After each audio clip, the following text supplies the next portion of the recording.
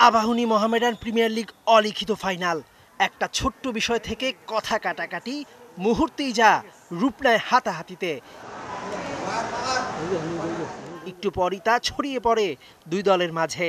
নীলাভ টার্ফে দুই ঐতিহ্যের লড়াই রূপ নেয় রণক্ষেত্রে। ম্যাচের স্কোর যখন ৩-২, মোহামেডান ২-০ গোলে পিছিয়ে থেকেও তৃতীয় কোয়ার্টারে ফয়সাল বিন সারির হ্যাটট্রিকে করে দারুণ কামব্যাক। তখনই ঘটে এমন ঘটনা যার প্রেক্ষিতে মোহামেডানের ২ জন আর আবাহনীর এক প্লেয়ার লাল কার্ড দেখে, যার দরুন আরো উত্তপ্ত হয় মাঠ। মিনিট ৩০ বাকবিতণ্ডা, বারবার মাঠ ছেড়ে বেরিয়ে যায় মোহামেডানের খেলোয়াড়রা। ফিল্ড আম্পায়ার খেলতে ডাকলেও আসে না। জিতলেই মোহামেডান লিগ চ্যাম্পিয়ন, এমন সমীকরণের ম্যাচে রিফিউজ টু প্লে নিয়মে জয়ী হয়ে যায় আবাহনী। মানতে চায় না মোহামেডান, মাঠেই ফুলের মালা গলায় দিয়ে চ্যাম্পিয়ন হয়েছে এমন ভাব করে। কয়েক মিনিটের কাণ্ডে স্তব্ধ মাঠের সবাই। হকি খেলা থেকে নিজেদের নাম সরিয়ে ফেলার ঘোষণা ঐতিহ্যবাহী মোহামেডানের। আমরা ফেডারেশনের এই অবৈধ সিদ্ধান্ত আমরা মানি না। ৩-২ গোলে আমরা এগিয়েছিলাম, আমরা অবশ্যই বিজয়।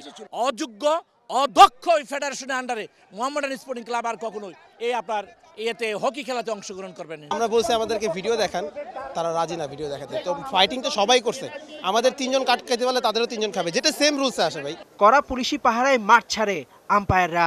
স্টেডিয়ামের বাতি নিভিয়ে দিলেও ঘটনা থামে না। প্রতিপক্ষ আবাহনী নিজেদের কোনো দোষ খুঁজে পায় না। আমাদের একটা ইয়েলো, একটা রেড, ওদেরকে 2টা রেড, একটা ইয়েলো। তা আমরা তো মেনে নিয়েছি, আমাদের ওই প্লেয়ারকে যা রেড দিছি আমরা দিছি, মাঠ থেকে বের করে দিয়েছি তাকে। কিন্তু মোহামেডান তাদের কথা হলো তাদের 2টা রেড তারা মানবে না এবং তারা ভিডিও রেফারেল চাচ্ছে। ফেডারেশন অটল বাইলজে মেরিনার্স আবাহনী ২ দলের পয়েন্ট সমান, একক না যুগ্ম চ্যাম্পিয়ন, নাকি হবে শীর্ষ ২ দলের প্লে অফ ম্যাচ। কে হবে চ্যাম্পিয়ন সেটি জানা যাবে ফেডারেশনের বৈঠকের পর। মোহামেডানের 15 নম্বর প্লেয়ারটাকে তিনি যে কার্ডটি খেয়েছেন, তিনি কিন্তু মাঠের একেবারে বাইরে ছিলেন, তিনি কি দৌড়ে গিয়ে কিন্তু হিট করেছে এই কারণে। আর ওইখানে যারা ফাইটিং করেছে আপনারা দেখেন, তারা সেই কারণে হয়েছে। আমরা আমাদের বাইলজ অনুযায়ী আমরা প্লে অফের জন্য আমরা যদি পয়েন্ট তালিকা সমান থাকে আমরা সেখানে চিঠি প্রদান করব। সেই চিঠির পরিপ্রেক্ষিতে পরবর্তী কার্যক্রম, চলমান কার্যক্রমগুলো ঘটবে। মেহেদী নাইম, ৭১।